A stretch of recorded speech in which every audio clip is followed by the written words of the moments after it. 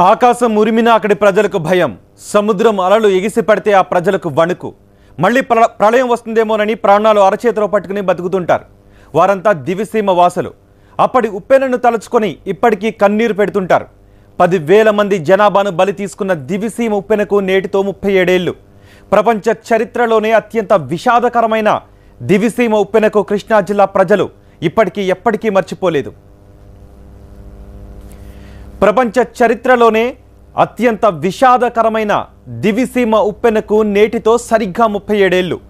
కృష్ణా జిల్లాలో దివిసీమగా పిలిచే అవనిగడ్డ నాగాయలంకపై సముద్రపు ఉప్పెన విరుచుకు పడిన రోజు ఇది.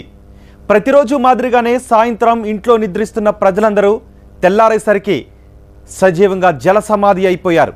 అసలు ఏం జరిగిందో తెలుసుకునే లోపే ప్రాణాలు గాల్లో కలిసిపోయాయి.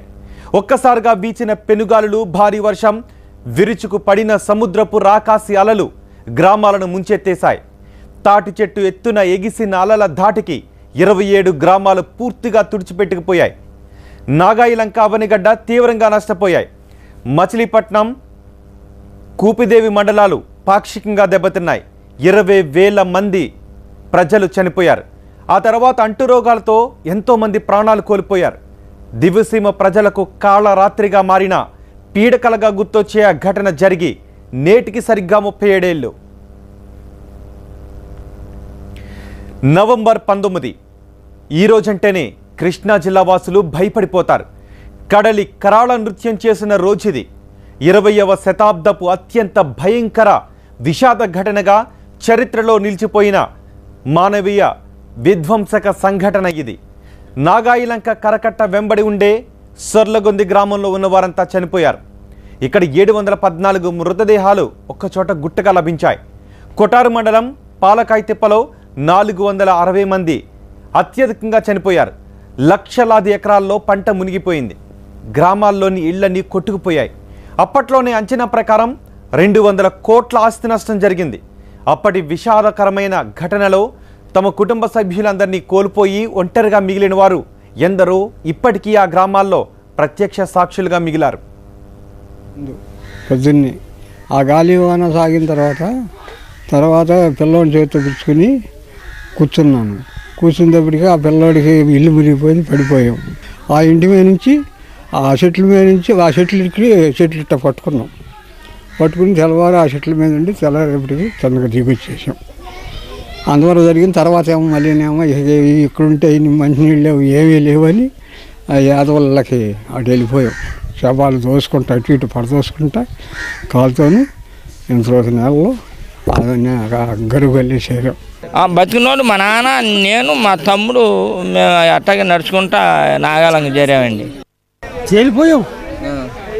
తేలిపోయి నాగాలంక చేరిన తర్వాత అట్లా తెల్లారిపోయేటప్పుడు చెబుతూ ఉప్పు చేపకు మళ్ళీ పడిపోయాం, ఎండిపోయాం. మా ఇంటి వాళ్ళు కదా ఒక 90 పోయారు. నా భార్య, పిల్లలు, తల్లిదండ్రులు ఎంత పోయారు.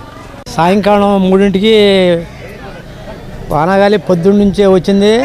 సాయంకాలం 3ంటికి విఫలమైన తర్వాత అది బాగా 4ంటికల్లా సముద్రం ఊరిమే పడిపోయింది. ఊరిలో పడిపోయేప్పటికీ ఇళ్ళల్లో గాలి విపరీతంగా కొడుతుంది. ఆ గాలి వానకిని ఎక్కడికైతే గట్టిళ్ళు ఉంటే అక్కడికి వెళ్ళిపోయాం. గట్టిళ్ళు వెళ్ళిపోయిన తర్వాత అక్కడ ఈ పూరిళ్ళలో గట్టిళ్ళలోకి వెళ్ళి వాళ్ళందరూ ఎక్కడెక్కడ చచ్చిపోయారు. ఇక్కడ ఈ బిల్డింగ్ ఉంది, ఆ బిల్డింగ్లో 200 మంది వెళ్ళిపోయారు. ఆ 200 మంది చచ్చిపోయారు.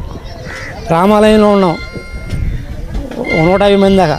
ఆ రామాలయంలో పంచాయతీ ఆఫీసులోను ఈ రెండింటిలో ఉండేవాళ్ళు బతికాము. తర్వాత తేలిపోయిన వాళ్ళు ఆ వాగలుగా తేలిపోయిన నాటి విషాద ఘటన తరువాతి రోజు మృతదేహాలను వెతకడానికి సైన్యంతో పాటు జైళ్లలో ఉన్న ఖైదీలను రంగంలోకి దింపింది. గ్రామాల్లో ఎక్కడ చూసినా శవాల గుట్లే కనిపించాయి. నాటి రాష్ట్ర మంత్రిగా ఉన్న మండలి వెంకట కృష్ణారావు తన మంత్రి పదవికి సైతం రాజీనామా చేసి సహాయక కార్యక్రమాల్లో పాల్గొన్నారు. మృతదేహాలను ఒకచోట గొయ్యి తీసి పూడ్చిపెట్టారు. ఎన్నో రాష్ట్రాలు సాయం చేయడానికి ముందుకొచ్చాయి.